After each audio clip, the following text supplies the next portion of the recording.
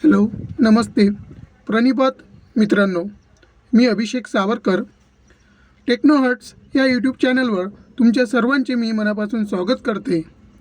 तर मित्रांनो, आपल्याला माहीतच आहेत की आजच्या काळात ऑनलाईन खरेदी करणं हा व्यवहार किती उंचावलेला आहे. म्हणून आज जे काही बोलवायचं असलं तर ते आपण ऑनलाईन फ्लिपकार्ट, मिशो, ॲमेझॉन अशा अनेक प्रकारच्या माध्यमातून आपण ऑनलाईन करून खरेदी करतो. तर तशाच तुमच्याचप्रमाणे मी सुद्धा एअरबड्स 161 हे एअरबड्स 999मध्ये बोलावले होते, ज्याचा व्हिडिओ मी अनबॉक्सिंगचा या पहिले आपल्या यूट्यूब चॅनलवर टाकलेला आहे, जो तुम्ही जाऊन बघू शकता प्लेलिस्टमध्ये जाऊन. तर व्हिडिओ बनवण्याचं असं कारण आहे मित्रांनो, हेच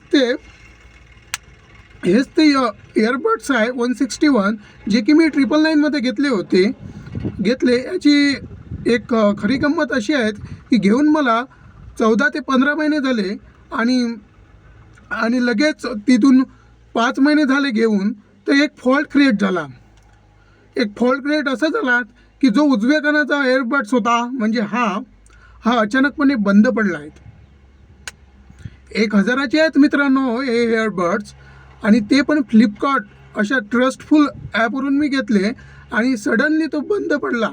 तर असं माझ्यासोबत झालं आहे, असं तुमच्यासोबत व्हावं नाही त्यासाठी मी हा व्हिडिओ बनवतो आणि तुम्हाला जागरूक करण्याचं काम करतो आहे.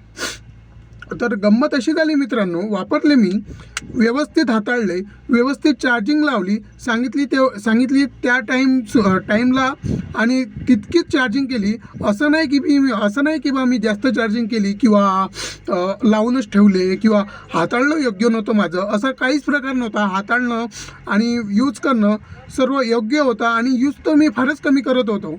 अचानकपणे काय झालं की सुरू असताना अचानकपणे बंद पडला आणि त्यानंतर मी प्रयत्न केला याला चालू करण्याचा, पण चालूही नाही व्हायला.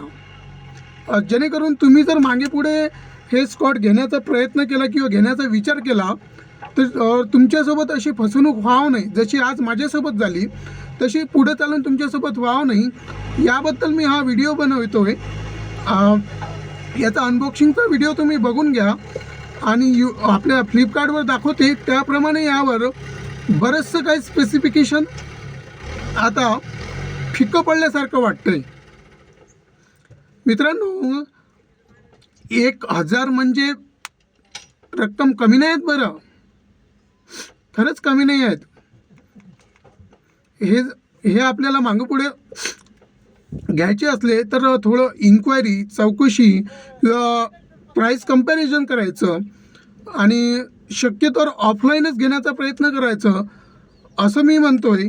कारण की आजकाल ऑनलाईन फ्रॉड जास्त प्रमाणात वाढलेले आहेत आणि ऑनलाईन घेऊन फार काही असं काही फायदा होतो बा किंवा खूपच चांगली भेटतो बा वस्तू, अशातला काही फरक नाही आहेत.